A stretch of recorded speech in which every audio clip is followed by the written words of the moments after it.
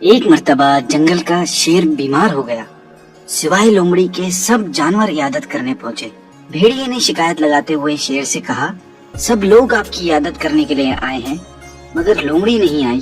بات پھیلتے پھیلتے لومڑی کے کان میں پڑی تو لومڑی دوڑتی ہوئی شیر کے پاس پہنچی۔ لومڑی کو دیکھ کر شیر نے کہا، سب جانوروں نے میری عیادت کی لیکن تم نہیں آئی۔ لومڑی بولی، جناب جب مجھے آپ کی بیماری کا پتہ چلا تو میں بجائے عیادت کے آپ کی دوائی کی تلاش میں نکل گئی تھی۔ تو شیر نے پوچھا، کوئی دوائی ملی؟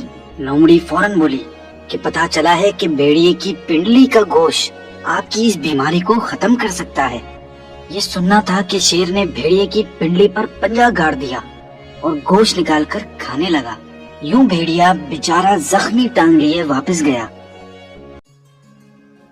ہاں تو بچوں، آپ کو یہ کہانی کیسی لگی؟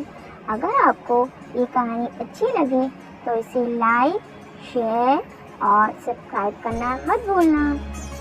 اللہ حافظ۔